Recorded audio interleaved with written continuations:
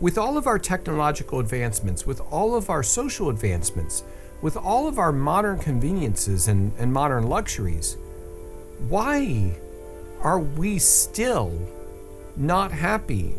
I mean, every election cycle, we argue with each other over who we should elect to this office or to that office. Why? Because we believe that if this one person gets elected, that they will be able to do whatever it takes, their programs, their ideas, their reforms. They will create a society that will finally make us happy. But every time it fails. We never are able to achieve this perfect sense of happiness. Why is that? We'll talk about that next. But first, as always, we start with our mission. Today we're discussing man's pursuit of happiness. Why is it so difficult? And how can we truly find the happiness that we're all striving for? If we learn this faith, if we live this faith, if we share this faith, what will the next 100 years look like?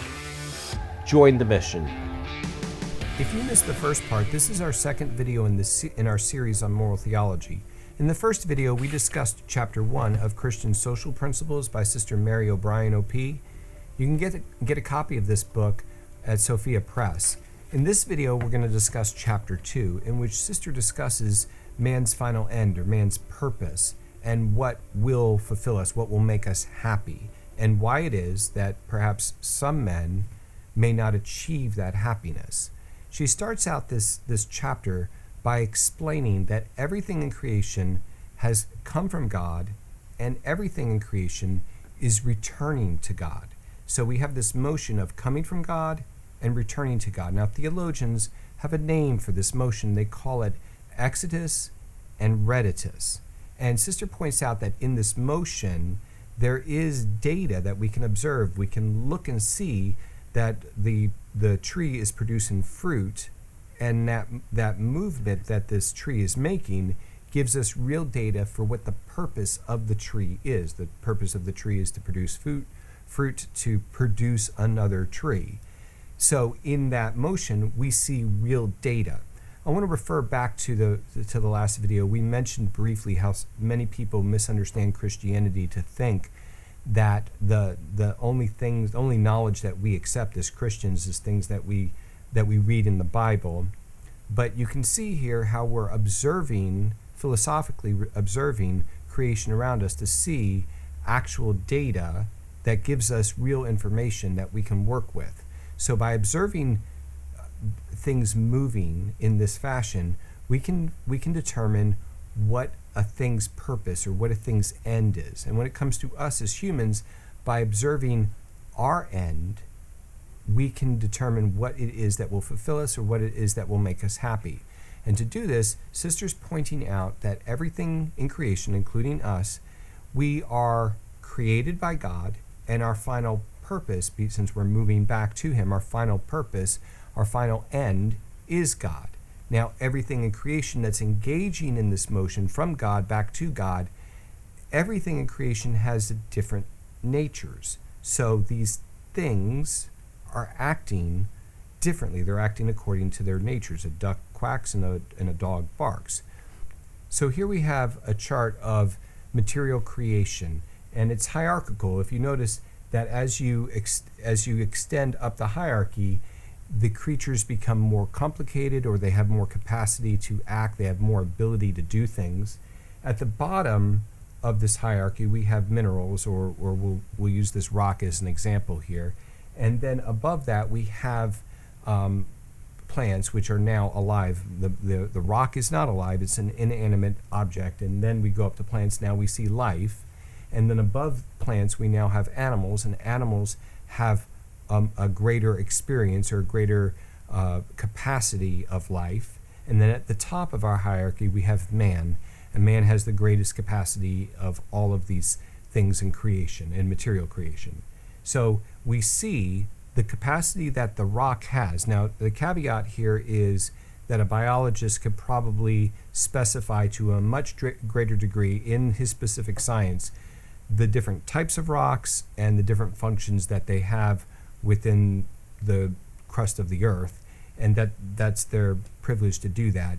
We're just looking at the generic rock here. The generic rock essentially has one capability, and that is to be here and to take up space, to affect the world around it in whichever way that rocks do. And in this way, it's just being here.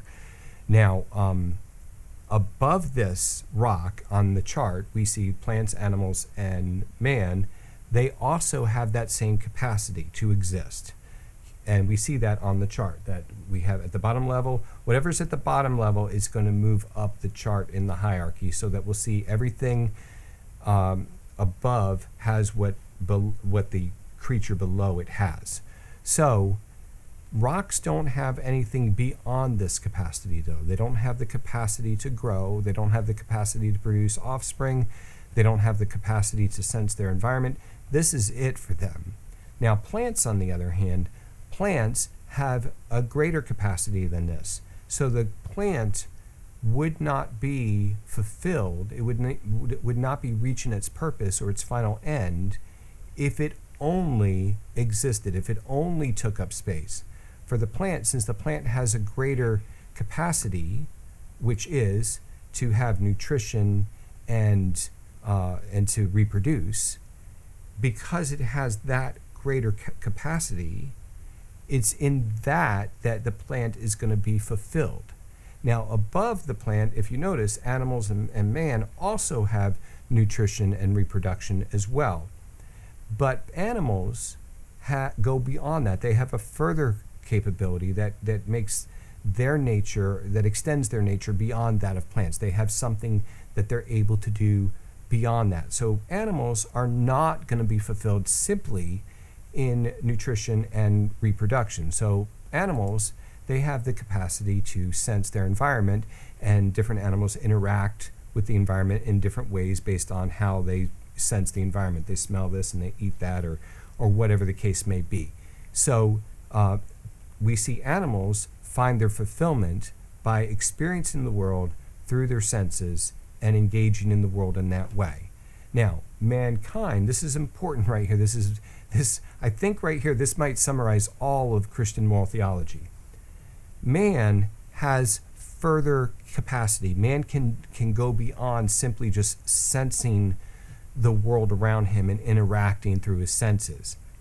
But as it is, our experience of the world is that we see many men trying to find contentment or happiness at this level and never going beyond just sensing the world around them.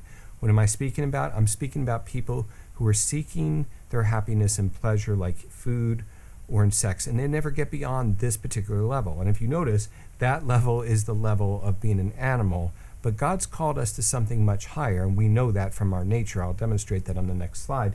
But man is called to something much greater, and he should not pursue the same thing that would make an animal happy or fulfill an animal's nature. He should pursue something greater. And so what is that? It is to be rational. And so what does it mean to be rational? I hinted to this at the beginning. It is to know truth and to love, to desire, to love the good. And that capacity, we're the only material creature in creation, the only thing here that has that capacity. So we would not be fulfilled if we just existed and took up space. We would not be fulfilled with just nutrition and reproduction. We would not be fulfilled with just simply sensing the world around us and interacting with it in that way. For us to be fulfilled, we must be fulfilled by truly knowing truth and truly desiring or loving the good. Okay? Now, Sister's going to discuss here the what is happiness here. So taking what we just learned and bringing it here, there's a couple of things: money, friends, power, fame, honor, health. I think pleasure should also be on this list. There's a couple things I forgot to put up here. All of these things, we see that some men, probably most of us, we all pursue to be happy in these things. But each of these things, properly used, is only a step to happiness. Let me refer to money here. It's not happiness itself. It's a step to happiness in that when I have achieved it, and when I possess money, I now have the ability to use that money for something else, to buy food or clothing or shelter, and now I have this other thing. Now I want you to notice two things here. In our experience, we see these multi-billionaires who first achieved some money. Perhaps they were pursuing happiness. I don't know. I'm not in their mind. I can't read their mind. But perhaps they achieved this money to pursue happiness. And once they had this certain, let's say $1 million, they noticed, okay, I'm not happy. There's still a desire that I must try to achieve more happiness. And so they concluded that they needed to get another million and then another million and another million. And it never happened that the money ever fulfilled them. So they're constantly pursuing more, which is why we see in our world this situation where we have these people that are beyond wealthy. These things are not ends in of themselves. They are a step.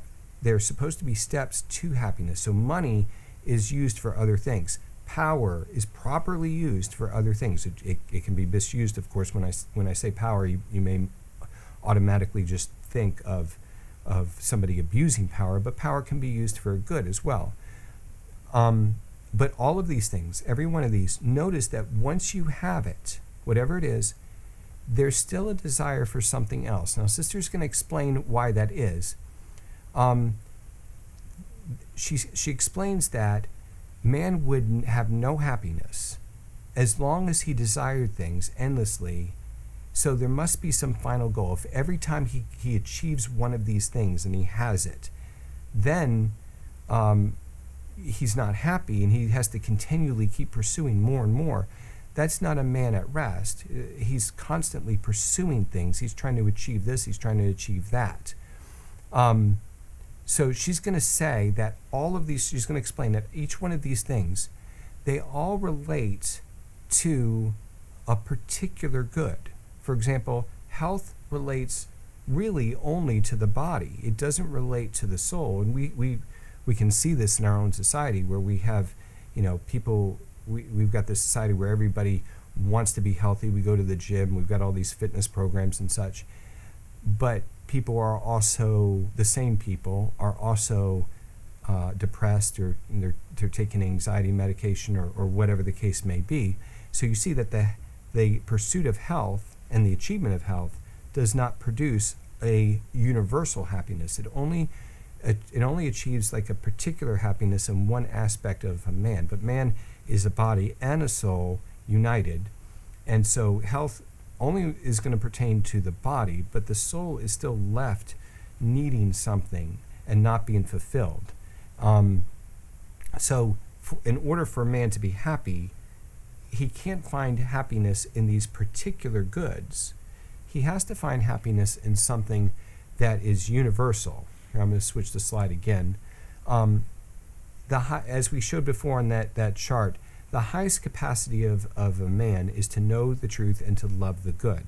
And so it is in this that man is going to find his ultimate happiness, because it's here that his highest capacity, he's fulfilling his goal. He's achieving what he was created to be, somebody who knows truth and somebody who desires the good. But that truth and that goodness, of course, has to be perfect truth and perfect goodness. Sister says that only perfect truth and only perfect happiness, only perfect truth can satisfy a man's intellect, and only perfect goodness can end the will's ceaseless pursuit or ceaseless quest for more and more good. So imagine just this pursuit. You're constantly trying to achieve things, and then after you have it in your possession, you discover that you're still not happy, and so you're constantly chasing things. That's not a man that's happy. That's the definition of frustration. So in order for us to be happy, to achieve our final end, is to know a perfect truth and to love a perfect good, and that is in God. So St. Thomas Aquinas says, it is in the state of perfect happiness that man's mind will be united to God. Then man will be in peace because his desires will have been fulfilled, and then his desires at that point will be at rest. Are humans any different from ordinary animals? Lately, it has become very popular to view humans as no different from brute animals, to such an extent as to reject any notion of free will whatsoever. This view is sometimes referred to as determinism, and in this video,